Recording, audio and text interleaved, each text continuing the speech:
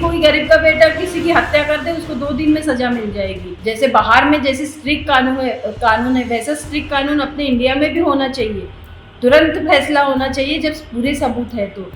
MP के सरकार से और इंडिया की सरकार से ये रिक्वेस्ट करना चाहती हूँ कि जल्दी से सब कुछ क्लियर है, सब सबूत है, तो जल्दी से जल्दी न्याय क्यों नहीं मिल रहा है? इसे खींच क्यों रहे हैं कि वो उससे मिला हुआ है, उससे मिला हुआ है, उसकी इतनी प्रॉपर्टी है, उसकी प्रॉपर्टी है।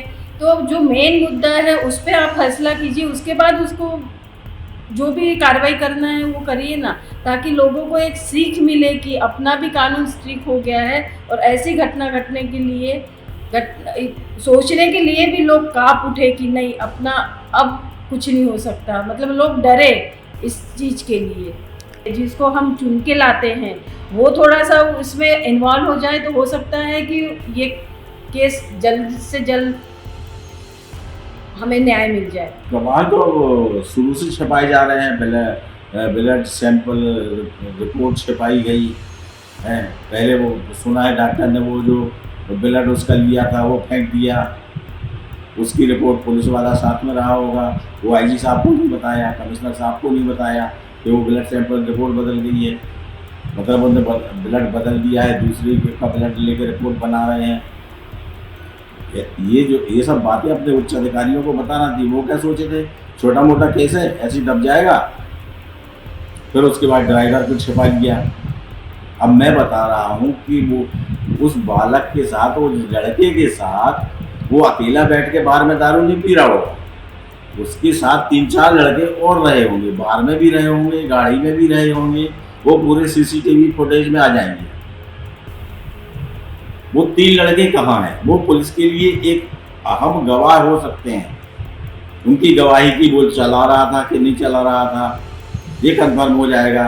पिया हुआ था कि नहीं पिया हुआ था, पिया हुआ तो कितनी पिया हुआ था, कितनी स्पीड से चला रहा था, क्या उन्हें रोका कि भैया धीरे चला यार, कहीं बढ़ जाएंगे, कुछ हो जाएगा, किसी ने तो कुछ बोला होगा।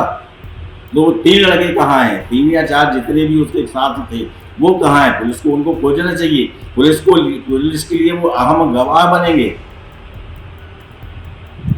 यानी उनकी गवाही कोर्ट में जो है ना मान्य होगी।